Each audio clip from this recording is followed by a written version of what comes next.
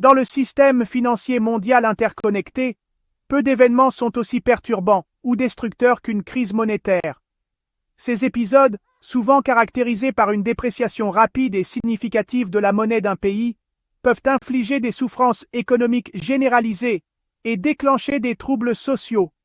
Les entreprises sont confrontées à une flambée des coûts d'importation, ce qui érode leur rentabilité et leur compétitivité. Les consommateurs sont aux prises avec la hausse des prix des biens et services essentiels, ce qui érode leur pouvoir d'achat et leur niveau de vie. Les conséquences peuvent être encore plus désastreuses pour les pays accablés par d'importantes dettes en devises étrangères.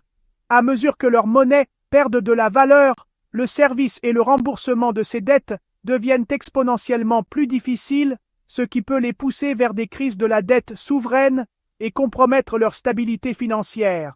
Le spectre d'une crise monétaire nous rappelle brutalement la fragilité qui sous-tend souvent des économies apparemment robustes. Il est essentiel pour les décideurs politiques, les investisseurs et les citoyens de comprendre les causes et les conséquences de ces crises, en tirant les leçons des erreurs du passé et en mettant en œuvre des politiques économiques saines. Nous pouvons nous efforcer d'atténuer les risques et de construire des systèmes financiers plus résilients. L'enjeu est tout simplement trop important pour ignorer les leçons de l'histoire. Bien que chaque crise monétaire soit unique, la plupart partagent des caractéristiques communes et suivent une trajectoire similaire. Reconnaître ces tendances et identifier les signes avant-coureurs est crucial pour anticiper et potentiellement atténuer les dommages. L'un des indicateurs les plus révélateurs est un déficit persistant et croissant du compte courant. Cela se produit lorsqu'un pays importe plus de biens, de services et de capitaux qu'il n'en exporte, ce qui signale une dépendance excessive à l'égard des emprunts étrangers et des niveaux d'endettement potentiellement insoutenables. Un autre signal d'alarme est une augmentation rapide du crédit, en particulier si elle est alimentée par des investissements spéculatifs dans l'immobilier ou d'autres bulles d'actifs. Cela peut créer un dangereux déséquilibre dans l'économie, la rendant vulnérable à une perte soudaine de confiance et à un renversement brutal des flux de capitaux. Les taux de change fixes ou fortement gérés peuvent également masquer les faiblesses économiques sous-jacentes et créer des opportunités pour les spéculateurs de parier contre la monnaie. Lorsque les investisseurs perdent confiance dans la capacité ou la volonté d'un gouvernement de maintenir le taux de change fixe, ils peuvent commencer à vendre la monnaie, déclenchant une crise à part entière. D'autres signes avant-coureurs incluent des niveaux d'inflation élevés, une baisse des réserves de change et l'instabilité politique. En surveillant ces indicateurs, les décideurs politiques et les investisseurs peuvent obtenir des informations précieuses sur la santé d'une économie et sa sensibilité aux crises monétaires. L'effondrement de la livre sterling britannique en 1992, gravé dans l'histoire financière comme le mercredi noir, est un exemple frappant de l'impact rapide et dévastateur d'une crise monétaire. Avant la crise, le Royaume-Uni avait rejoint le mécanisme de change européen, ou MCE, dans le but de stabiliser la livre et de freiner l'inflation. Cependant, le maintien de ce taux de change fixe s'est avéré de plus en plus difficile, car l'économie britannique était aux prises avec des taux d'intérêt élevés et une récession. Les spéculateurs, sentant une opportunité, ont commencé à parier contre la livre, exerçant une pression immense sur la monnaie.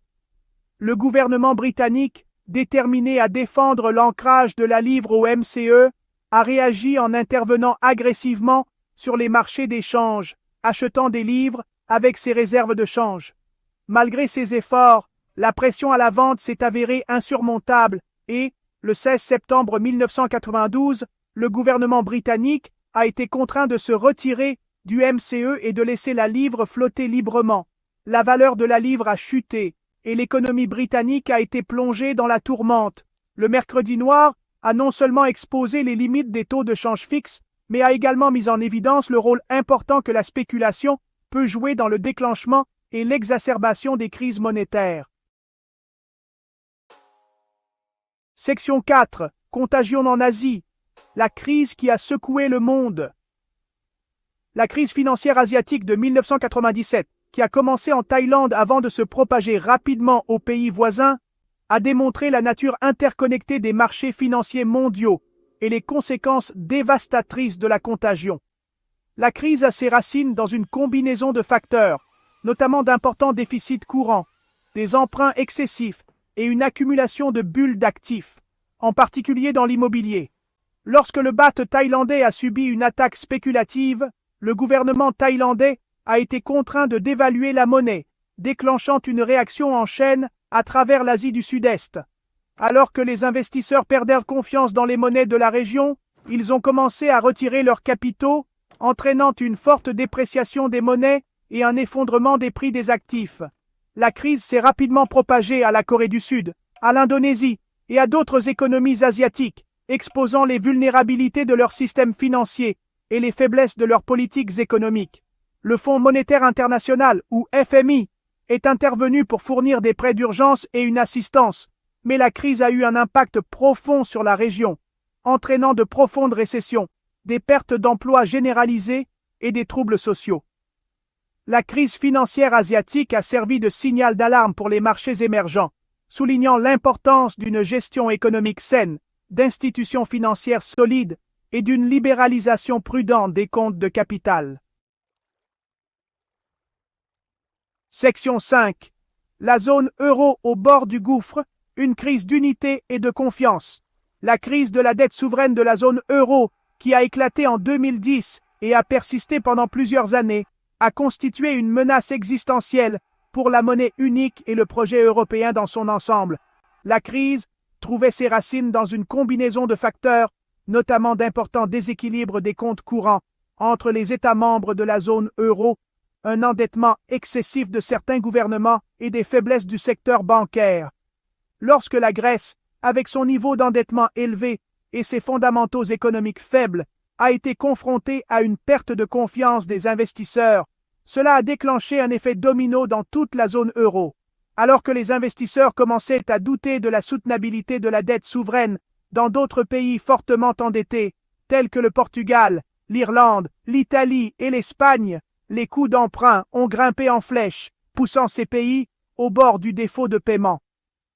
La crise a mis en évidence des défauts fondamentaux dans l'architecture de la zone euro, notamment l'absence d'une union budgétaire pour compléter l'union monétaire et l'absence d'un mécanisme commun pour gérer les crises de la dette souveraine. La crise a forcé les dirigeants européens à prendre des mesures sans précédent, notamment la création du mécanisme européen de stabilité, ou MES, en tant que fonds de sauvetage et la mise en œuvre de mesures d'austérité dans les pays en difficulté. La crise de la zone euro a mis en évidence les complexités et les défis de la gestion d'une monnaie unique entre des nations souveraines, aux structures économiques et aux politiques budgétaires diverses.